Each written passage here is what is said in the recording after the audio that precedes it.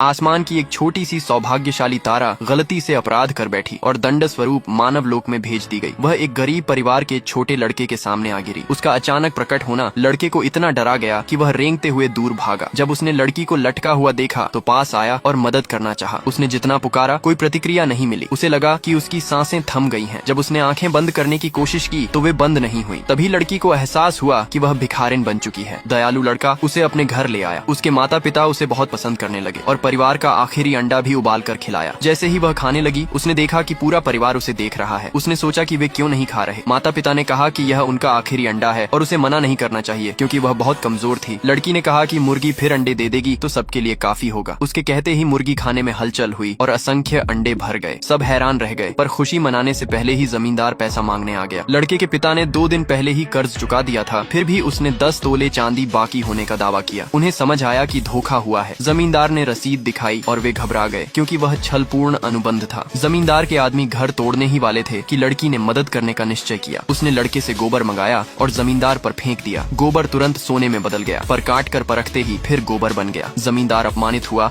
और उल्टियां करने लगा। उसने अपने लोगों को हमला करने का आदेश दिया, पर छोटी सी लड़की ने अपनी शक्ति से सबको चौंका दिया। हार मानकर जमींदार आखिरकार लौट गया। लड़के के पिता को यकीन था कि वह दोबारा आएगा और उन्होंने घर का सामान बेचकर पैसे जुटाने की सोची, मगर लड़की ने कहा कि इसकी जरूरत नहीं और कमाने का तरीका बताया। जल्द ही परिवार सड़क पर पहुंचा। लड़की ने पैसे कमाने के लिए सीने पर पत्थर तोड़ने का खतरनाक प्रदर्शन करने का निश्चय किया। ये सुनकर लड़के की मां डर गई और उसे हटाकर बेटे को बैठा दिया। बेटे की रक्षा के लिए लड़की ने गुप्त रूप से जादू कर दिया। पिता ने हथौड़ा चलाया और प्रदर्शन सफल रहा। तालियां बजीं और लोग पैसे फेंकने लगे। इसके बाद लड़का गर्व से बोला कि उसमें खास प्रतिभा है, पर जैसे ही उसने पानी पिया उसका शरीर ऐसे रिसने लगा जैसे उसमें छेद हो। वह घबरा गया और सोचने लगा कि वह मर गया है। लड़की भी इस दुर्घटना से हैरान रह गई। तभी एक रथ उनकी ओर तेजी से आया, लेकिन लड़की ने अपना जादू इस्तेमाल कर उसे रोक दिया। लोग दंग रह गए और रथ के सिपाही माफी मांगने लगे। रथ की शान देखकर माँ ने सोचा कि झंझट से बचना चाहिए और बच्चों को लेकर जाना चाहा, मगर भीतर बैठी राजकुमारी ने उन्हें रोक लिया। लड़की ने देखा कि राजकुमारी का सौभाग्य छिन गया है और वह खतरे में है। उसने मदद का निश्चय किया और उसे एक जादुई गोली दी, यह कहते हुए कि जब भी तबीयत खराब लगे उसे खा ले। सिपाहियों ने लड़की को ठग समझकर भगाना चाहा, लेकिन राजकुमारी ने गोली ले ली और उसे आजमाने का फैसला किया। उसी रात राजकुमारी ने गोली खा ली और उसका भाग्य चुराने वाला दुष्ट आत्मा प्रकट हुआ ताकि उसका आखिरी सौभाग्य भी छीन ले। तभी राजकुमारी सुनहरी रोशनी से घिर गई, जिससे दुष्ट आत्मा घायल हो गया और उसका भाग्य चुराना असंभव हो गया। कुछ समय बाद जमींदार बदला लेने के लिए लड़की को पकड़ने आया ताकि उसे राजधानी के नकली लोमड़ी देवता को सौंप सके। परिवार को भगाने के लिए पिता अकेला जमींदार का सामना किया। जब लड़की ने देखा कि यह दयालु परिवार उसकी रक्षा करते हुए घायल हो रहा है तो वह क्रोधित हो गई। उसने जादू बेवजह न करने का नियम भुला दिया और इन दुष्ट लोगों को सबक सिखाने का निश्चय किया।